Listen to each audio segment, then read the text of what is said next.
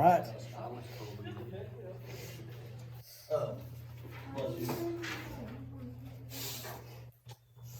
We did Marshall Plan, right? Yes, sir. Did we do Cold War? No. Okay.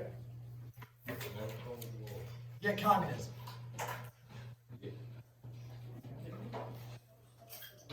USSR, or if you're watching the Olympics, CCCP. What is the CCCP?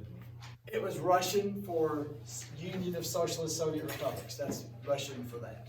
So on their jerseys it said CCCP. The Russian letters are different from.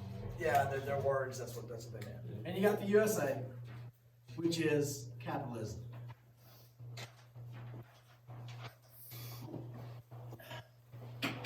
Under communism, what do you get?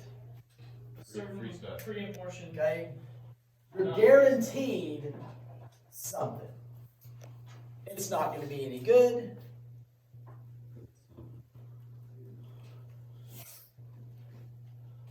You're guaranteed maybe some sort of job, some kind of food. Remember, there's an old Mickey Mouse cartoon, and there's some other cartoons that do this where they have the bean, and they're cutting it like a ham to share. In communism, you at least get a bean to share. Okay. In capitalism, are you guaranteed anything? No. What do you got? You have a right to do. You have opportunity. Yes. There's opportunity there.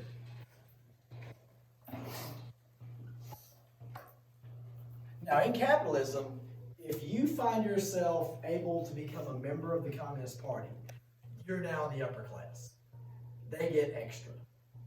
And you don't join the Communist Party, you get invited into the Communist Party. My roommate at UTA my first year was from Russia. He escaped the Soviet Union when he was a kid with his mom. That didn't happen. Came to America, didn't know anybody, didn't know any language.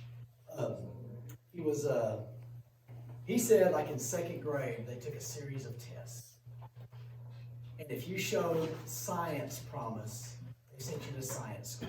If you showed math promise, if you showed physical, like if you were physical, you went to the gymnastics school. Your life was determined by the government in second grade. And you had no say-so, you had no determination, no whatever. So that's what you got with communism. Yes. Yeah, Oh, this? is that new?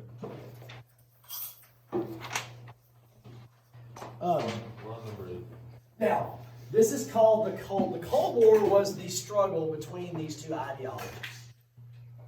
Why is it called the Cold? Nobody ever really fought. We never fought each other because we don't want to destroy the planet.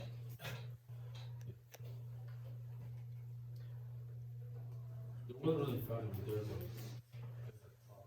A lot of talks.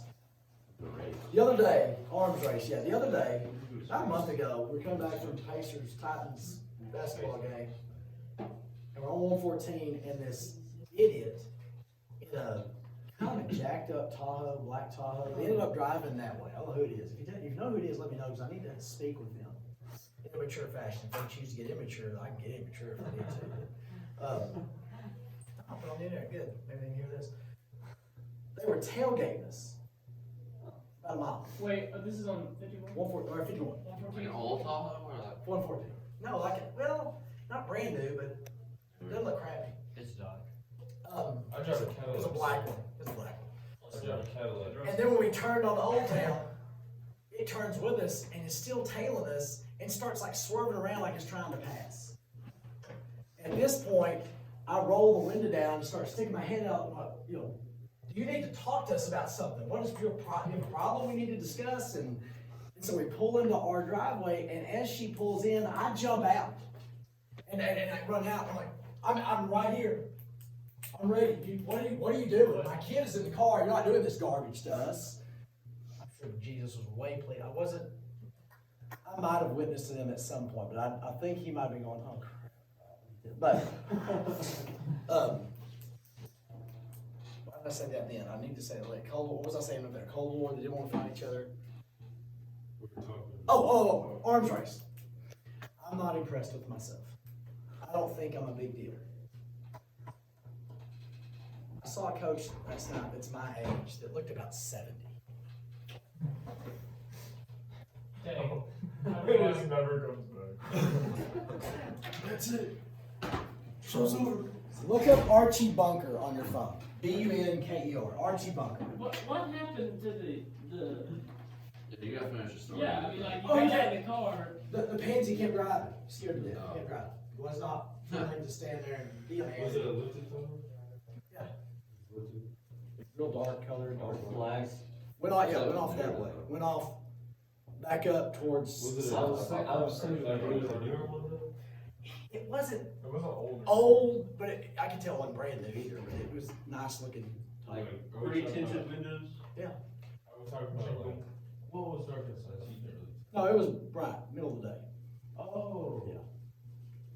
Okay. I haven't seen them drive by at all. If I drive by, I'll try to flag them down and think, I don't want to fight anybody. I want to talk about it and tell them you're not doing that crap to me. You know, I kind of have somebody in mind. Todd, you know? yeah, that's all I was thinking. Todd drives an Yeah. old. His is old though. I His could- is older. I don't know. His is like a 2004. I guess if you know them, ask them if they tailed some white family car, and if they did, just tell them I'd like to discuss it with them and tell them they don't get to do that anymore. But anyway. And they lost their right to tailgate Coach Rob. Now, did you see Archie Bunker? yeah, all the Yes. family. Okay, he is.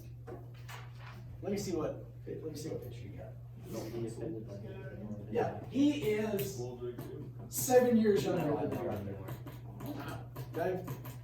Now, I'm saying I don't think I'm a big deal, At least don't like that. but I'm not afraid to step out if somebody's being an idiot. And I'm gonna say this wrong. I'm not meaning to say it like it sounds. I'm not impressed with myself or think I'm any big deal. Let's say somebody just gets jacked and takes roids and stuff. Does that guy have to worry a lot about fights? No. Why? No one Thanks, wants to you- fight. People, if you prepare yourself, you probably don't have to fight. Because people will back down. We tried to build up arms and develop weapons to scare the other side to get the upper hand. Like You a didn't, deterrent. But you we didn't know- shoot them, you just got a bigger gun. We know we're not gonna use them, it's just like. But you have to have a bigger gun with them because you're trying to, now we'll get to that later. Plus they might Because if start you're bigger shooting. than them, you know they won't. Right, try- we're fire at trying you. to, So it's just, everyone's. both sides kind of wanted to build up so they didn't have to. Okay? All right, save that part. I do want to add one thing to it. Communism is centralized decision making.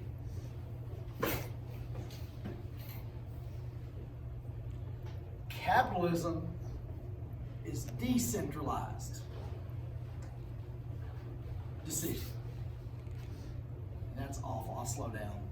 That's decentralized decision making. We got centralized decision making, decentralized decision making. This is a wheel. So decentralized is like everybody actually counts.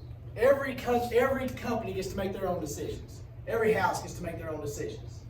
In communism, the government's making the decisions and everybody else follows it. So this is a wheel. This is the stars. There's all these decisions going on their own. Does that make sense? That idea make sense? All right, containment. Any of y'all ever brought soup or stew to school? Yeah. What do you bring it in? Container. A container. Why? Keep it. You want to keep it there. You don't want it to spread anywhere. So what was our containment policy? We're trying to Keep like Keep communism from spreading. We don't want to attack communism directly, but we're going to keep it where it's at and not let it spread. Vietnam and Korea. What's that? Well, it's because like most Vietnam was And that's what we- communist, We were trying to contain, not let communism spread into Korea or Vietnam. Who was the person that thought about that containment? Who was it? Was it Eisenhower? Probably Eisenhower. Maybe Truman. I don't remember who it was, but I remember. I thought it was Truman. Probably Truman. Truman was really off. He was president in the late 40s, Yeah. into 52, and then Eisenhower took over. Korea had already happened, so that had to be Truman administration. Which that's good because we don't want to blow up the That's what it world. was. I remember my brother saying that last year. We can't clean the toilet but we don't want it to overflow. Yeah. We can't fix it, let's just keep it from spilling everywhere That else. was something that we talked about last year, like, he said that was like it was the right idea to try to contain it, but he Yes. said the problem was that he always said we never defined a victory. Right. He said if you don't define victory, Right. you're always gonna be fighting. You'll never He was win. like in Vietnam, we didn't know, you didn't define victory, so you just kept fighting over there. Well, we just kind of found ourselves there. We started out with advisors and then sent some, and then sent some more, and then sent some, and all of a sudden we're looking around, oh my gosh, we're not killing everybody. Yeah, what we're trying to do here. But yet, Congress never like, declared war, right? It's just, Right, it was a police action. Korea, we didn't declare war, we helped the South Koreans fight the communists that were coming in. All right, moving right along. I heard something Yes. that we could have just took over all of North Korea when we were doing all this stuff. Who was it? There was it was like something we were reading. MacArthur wanted to go into China. Yeah. It was McCarthy. Yeah. And Truman said, no, Yeah. we're not doing that. Yeah.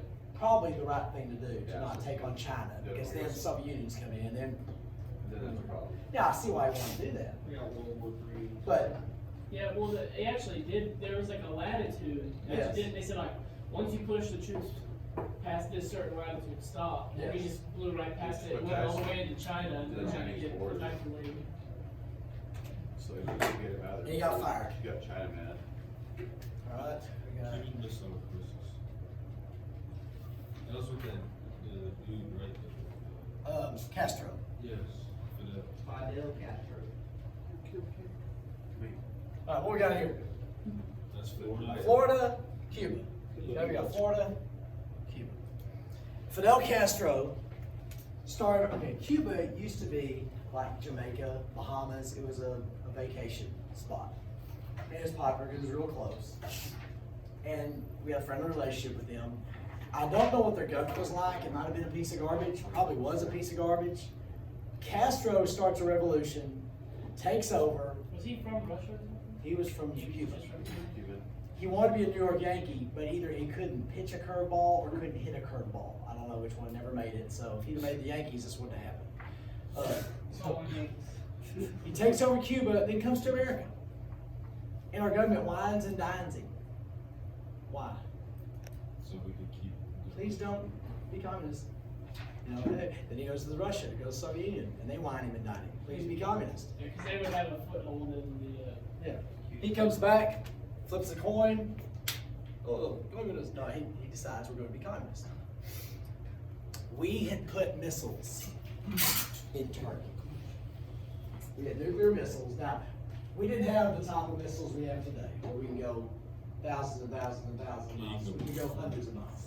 We had planes that could drop bombs, We didn't have. but we didn't have push a button and instant. Go to the crossroads. Here's Turkey to Moscow. Okay? We had missiles in Turkey. Who had the upper hand at that point? We did. We did, because we could hit Moscow. But they couldn't hit. They couldn't hit us. So they had a knife, we had a gun. If you're the USSR, what do you have to get? Something like Turkey. You gotta get a gun. America's got a gun, we gotta get a gun. So we were Cuba. So we fly over, do our little spy missions, and we find sites in Cuba where they're building nuclear missiles. They're building sites for nuclear missiles. The missiles aren't there, but they're preparing it. And we let that happen. No. No. So how did they detect that the missile base were being? They took pictures and they see what they're building. We knew they were building. Now, Cuba, this far from Washington, D.C.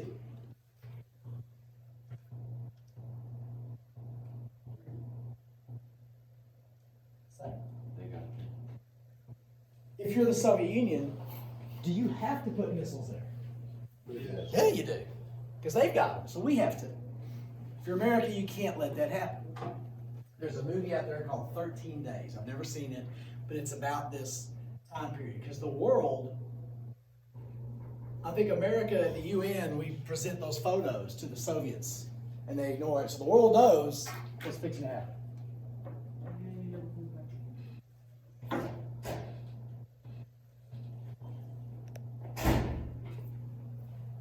What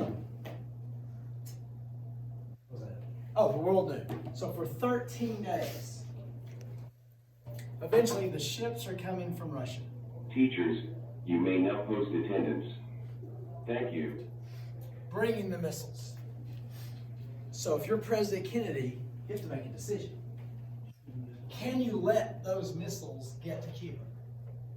No. How do you stop them? You don't wanna blow it up, because you're gonna start a I mean, is there a good answer for that? No. Yeah, because at that time, if you strike, it's like the mutually assured destruction. Yeah. If You start World War III, or great chance of starting World War III. So we did choose eventually to put our ships around Cuba and blockade Cuba. Now that's great. What if they don't stop? I mean, really, we were just buying time.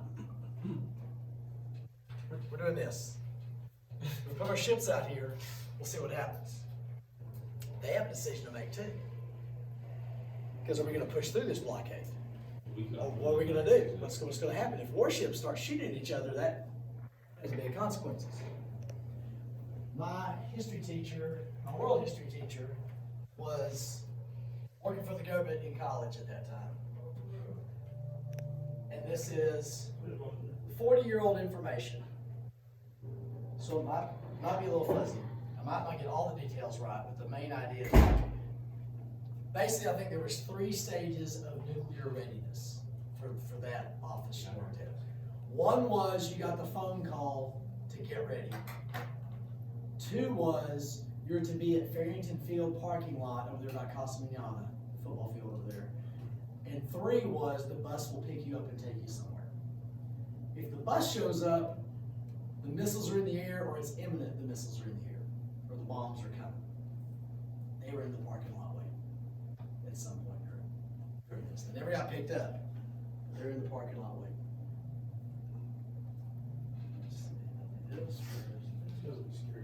Yeah.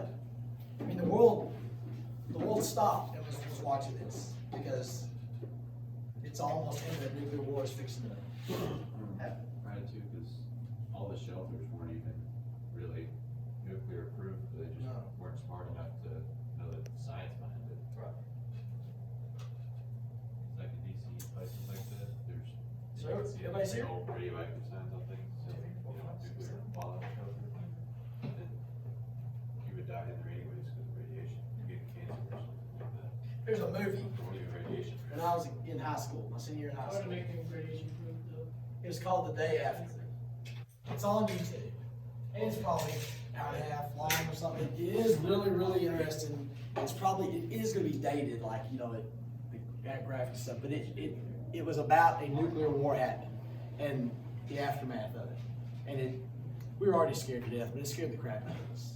The movie, Yes. the day, Called is The it Day, after stuff? The Day After. Not this, it's just about nuclear attack on the United States and our retaliation back. And it just shows normal, regular people, what happened to them, what happened after the bombs. But anyway, the ship stopped, and they're just sitting there. And I don't know how long, it was several hours, and then the Russians turned around and went back. So who won? We did. America won. That's what the world thought.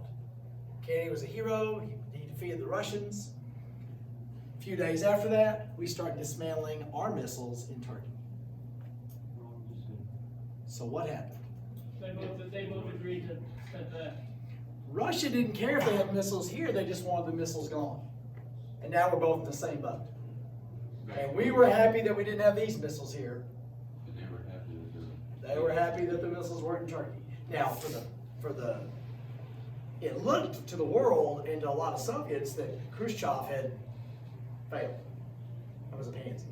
And Kennedy was a man and beat him up. Khrushchev ended up stepping down pretty soon after that. He didn't get assassinated or thrown in jail, but he kind of went off on his own, just kind of went away.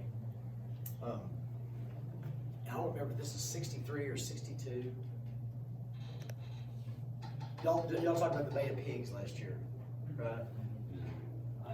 When communism came here, a bunch of Cubans left and went to Miami. They are very, very conservative.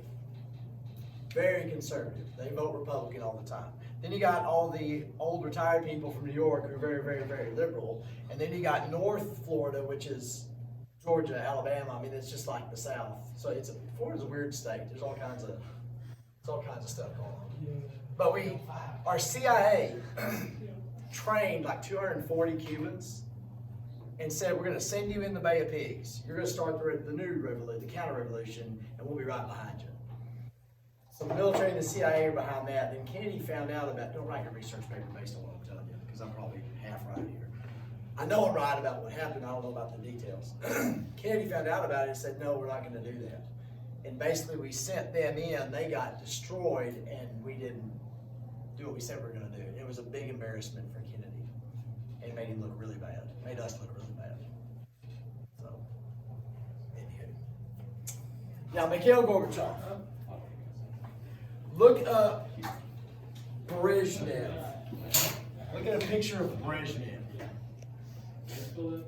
This is close. Brezhnev. Leonid Brezhnev. I don't know if that's right, but that's close. Find a picture of him. What you're going to be looking at is the picture of a Soviet dictator. That's a Soviet dictator. Was that Khrushchev? He was in the 70s when I was growing up. Yes. That's what a Soviet dictator looks like. Okay? I was scared of him. He looked like he didn't give a crap about nothing and would kill anybody he saw. Plus, I've always thought he stunk and he just ugly. And so, that was the Soviet Union to me. That was personification of the Soviet Union. Now look up Gorbachev. Look up Gorbachev. That's how they greet each other, What is it? Well, they kiss the cheek. That's how they Oh, do that's it. nasty. We high five. Handshake. That's how they do it. We grip hands with the hands we wipe with. So, you know. This looks like kind of like a normal person. Okay. He was the Soviet dictator when I was in high school. He didn't strike fear in your heart when you looked at him. Not like Khrushchev. He was a soft, happy Soviet dictator. Who was? Gorbachev. He was the last Soviet dictator. He had a tattoo of South America on his forehead. No, that's a birthmark. It kind of looks like South America. The press at that time, Ronald Reagan was basically Donald Trump without the obscene language and deplorable action. Okay? But that's right, the media hated Reagan. The media loved Gorbachev. Reagan is going to get us into World War III. Gorbachev is he's our only hope. The Soviet dictator is our only hope because we got this cowboy here that's going to destroy the planet, kill everybody in it. Reagan had two ideas. He wants to rebuild the economy and he wants to destroy the Soviet Union. He doesn't want to fight them. He wants to work out and take steroids and get them to destroy them. Said not fight. He didn't want to fight them. He wanted to. Okay. Let's say you and me are running. Don't chuckle. Actually, go ahead. This knee, I used to at least jog across the field, you know. And I think a couple years ago we had a problem with the lights, and I basically sprinted the field to get there to do something about it. I can't run anymore. There's stuff inside here that just catches, and I can't run. I have to kind of walk. And sometimes I might try to jog, but then I stop. Okay? It just hurts. If you wanted to beat me in a quarter, all you'd have to do is just take off. I can't keep up. Reagan knew if we just took off, They wouldn't be able to. they wouldn't be able to keep Because up. they would try to, but they would like try to. Their heart would explode. So he started a new arms race. He started this new nuclear weapon buildup. And America's like, oh my gosh, he's trying to. No, he was trying to not fight a war, knowing they have to try to keep up because they have to have whatever gun we have, or if we got 50 billion guns, they have to have 60 billion guns. And he knew their economy was not prepared to handle that. So he cuts taxes. He does increase deficits. Now, the deficit during his time went up total in 8 years, maybe $1 trillion. Of course, in 1980s, that's a huge deal, but who knew we were capable of 6-7 trillion in 2 years? You know, that we way exceeded that now. But the Soviet Union did collapse. The what? The Soviet Union collapsed. He did what he said he was going to do, and it worked. But in the meantime, at the end, like the late 80s, Gorbachev says, we got to fix our economy. We're dying here. We got to have a heart transplant. So there's perestroika and glasnost. Those were his economic reforms. Those were the economic reforms that Gorbachev brought to the Soviet Union.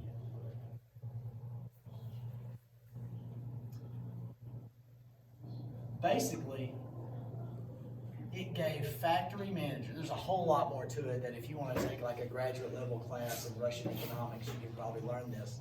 But I'm just going to tell you a couple little things. This fall, or this spring, when you're sick of everything, just think, you could be in some college class studying the history of Russian economics. No matter what you're doing, you're not in that class. And I would imagine the person that teaches that doesn't sing songs and juggle and do voices. I bet it's, as we see here in the 18th century, the Russians were very, you know, that's.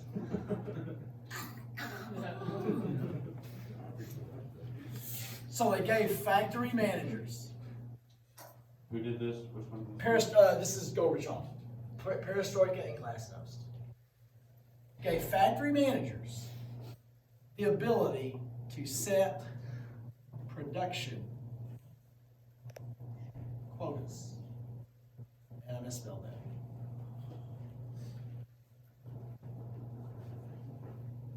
What does that mean? If you set production quotas? They had to make a certain amount of things. They decide how much they're going to make.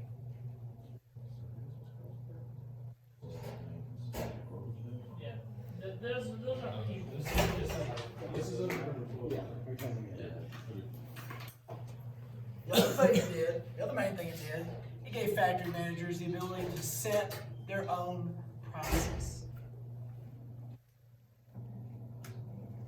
So if you run a factory and you're able to decide we're going to make this much of this stuff and here's the price we're going to sell it for, what would you call that? Capitalism. That's capitalism. You are decentralizing decision making. So obviously, what is the answer to the problems of communism? Capitalism.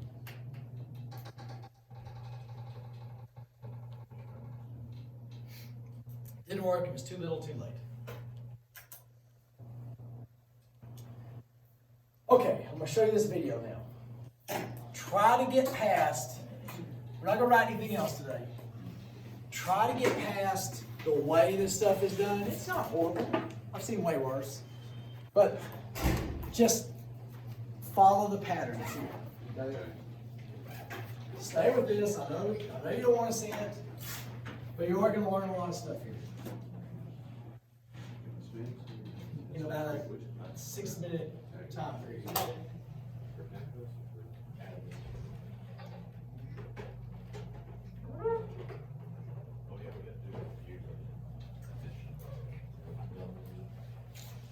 I got it looked up.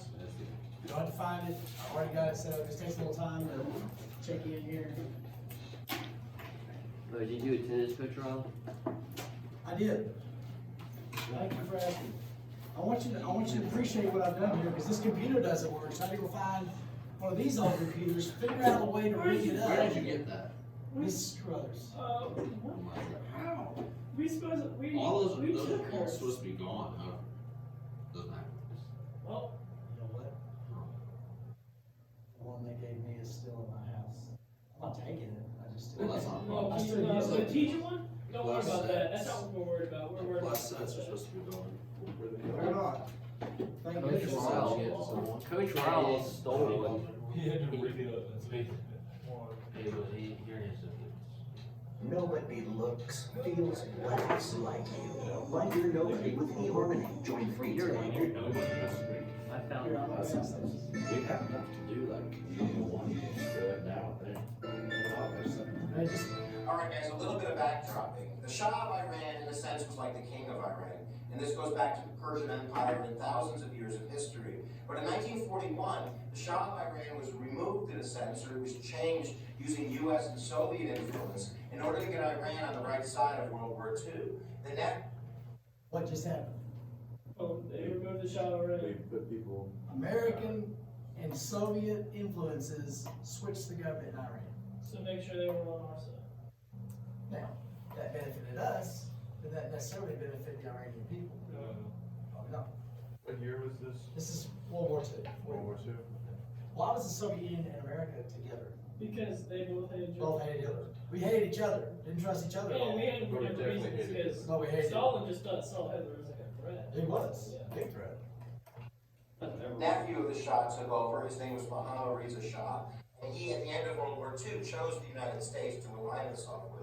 So we very much have an in Iran.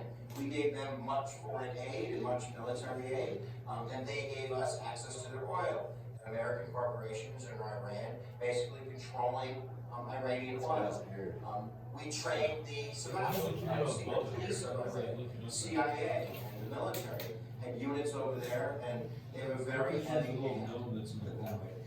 But in the late 1940s, Iran begins a series of reforms and becomes more of a constitutional monarchy, where the Shah was taking a back seat to the prime minister, like a Great Britain type of system. So in the late 40s, early 1950s, the prime minister of Iran, Mohammad Messiah, begins to become basically a populist. He's elected as a populist. He's elected as a man of the people, and he begins to nationalize the oil industries and demanding money in war reparations, or money that Iran felt it lost in World War II, from Great Britain, who was suffering very much at the end of World War II. But nationalizing the oil industries, that didn't make us very happy. So the British Secret Service and the United States CIA instituted Operation Ajax. Love these names, Ajax. And this operation was basically to topple the prime minister. And that's what happened. In 1953, there was a coup d'etat, and Messiah was taken out of power, and the Shah became basically an absolute monarch. So once again, we took out their government and put the person in that we wanted. We kind of understand why people in Iran don't like us. Yeah. Because especially he was a populist. It means that they The absolute monarchy means that he's going to control Iran top to bottom. And using the Sivak, the secret police, he is arresting communists, he's arresting people that are populists and social democrats, he's arresting dissent, and basically ruling with a very, very heavy hand. So the Shah of Iran, using the Sivak, the secret police, runs Iran, very much in a totalitarian type of manner.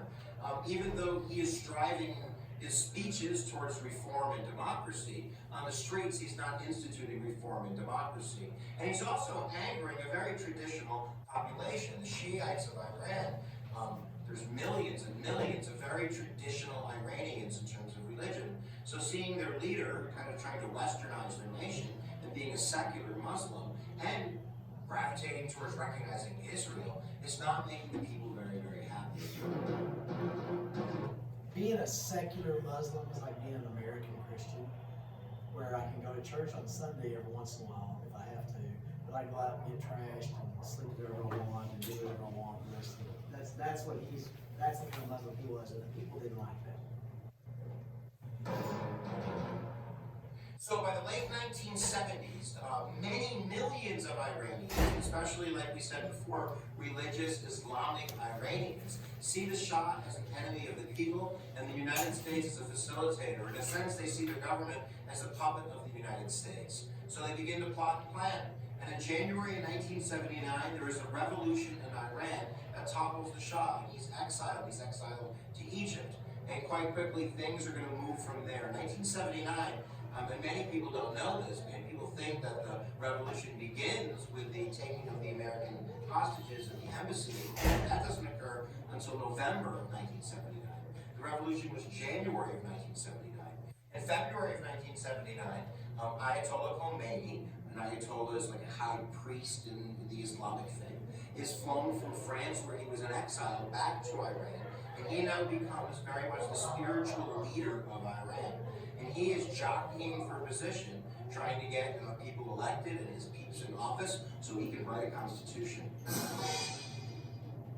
So by the fall of 1979, the United States is still thinking that we can be a player in Iran. But in October, the Shah of Iran, who was exiled to Egypt, develops lymphomia. And he is flown to the New York Cornell Hospital, where he is given treatment. And this becomes an outrage to the Iranian people, or at least the religious Islamic people of Iran. They want their leader back. And here is the United States, whose CIA helped put him in power, taking him in. And I think very much a propaganda piece here is that the Iranian people were being told by the Ayatollah Khomeini that this was possible a U.S. plot to get the Shah back in power. So they became outraged. And by November of 1979, we're ready for a storming of the embassy. So the storming of the embassy was a very much a planned event. It wasn't planned by the Ayatollah Khomeini. The Ayatollah Khomeini wasn't even in Tehran at the time. It was planned by a number of students from the University of Tehran who actually played with the idea of invading the Soviet embassy. And you have to think that they also hated the Soviets. They're atheists and they're a Cold War player. They want influence in Iran. And geographically, they're very close. And I believe there were 5 students at the first meeting to plan this storming of the embassy. And they actually had 2 people vote for the Soviet Union. The 3 wins! 3 wins! And they choose the American embassy. And the original plan was not to take the embassy for 444 days. The original plan was to stage a sit-in, to take over the embassy for a few hours, get the world's attention, and to make their demands on the American government, which were threefold. They really want an apology for our CIA history with Iran. They want the Shah back. And if they get the Shah back, you can figure out what's going to happen to the Shah, right? And they want money. They want money from freezed assets that we have in the United States and what they see as Iranian money. So there we go. It is planned about. So as a junior high kid, I'd seen Watergate, I'd seen us lose Vietnam, I'd seen our economy go on the toilet. And now this pipsqueak country has college students that have taken us over, that's our embassy, took us over, and are holding these hostages for 444 days. I didn't realize it was that long. Huh? It was that long. Yeah. We didn't do anything about it. We did try a rescue attempt. We flew in, there was 2 Apache helicopters with military guys that crashed in the desert. And I remember thinking, well, of course it did, because America can't do anything. We can't do anything right. There's no hope for us. January 20th, 1980, 444 days after they did this, while Ronald Reagan is taking the oath of office, that's when they released the hostages for 2 reasons. Number one, they wanted to embarrass Carter. He was the president, not Carter, Jimmy Carter. Jimmy. I'm the president. He's like 98. He's the oldest president. But Reagan, they were scared of Reagan. They were scared Reagan might come in to do something. And Reagan flew Carter to Germany to meet the hostages, and he got to bring them home. But that was just like the last straw where, of course, America can't do anything, and we're going to be a piece of garbage country forever. I'm not bad-mouthing America, but we've made a lot of mistakes. We did a lot of things, and I do understand why a lot of people in Iran, especially at that time, hate us. They like to destroy us. We'll watch some stuff next week. What was the space race and all this? What time was that? That was like The 66 or 60s. All the 60s and That was 70s. still Kennedy. Russia won the battle, but we won that war. They got the first They got Sputnik, which was a big metal ball with. Yeah, because they shot it there. Yeah, it was done all And we were scared to death because we didn't have a big metal ball, but we just, how could they do that? We got a monkey in space, they got a guy in space, and then we went to the moon. So, and now we have video games and satellite and watches and tag. And what? Tag. Hey, It was like fake orange juice. They invented that in space. Oh, really? That's what that was for? Because it was, all the freeze dried food. Yeah. That's That was part of the it. Nate Tang. Why'd that guy look like he was like looking up at the camera? You ever had it? In that video, he looked like he was looking up at the camera, and he would look like he was like a foot away. I told you, I can't answer any questions about the video. And I don't understand the gnome. What was the See, gnome? there's a lot of good stuff in there. He's a weird guy. Mr. Gnome. Teachers, you have 5 minutes left He's to not the post worst attendance. teacher I've ever seen. Thank you. Can I go to Russian? Yes. At least he's not, It's pretty informational. yeah, he's weird. He'll be out and tell somebody not to be weird.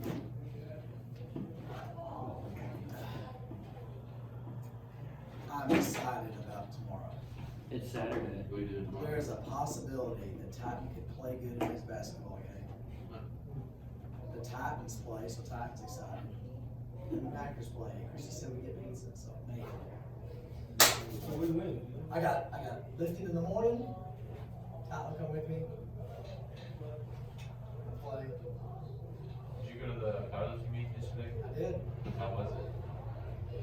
All the girls got they got a lift in, some of them never ever done it before. Everybody kind of did better kind of than they thought they would. It was good. They got food. Only problem is we had 2 flights in each rack. There's way too many people there, and we didn't leave till like 9:30. Did they do it in like an outdoor weight room? No, They did it like in the gym, they moved everything. Doing the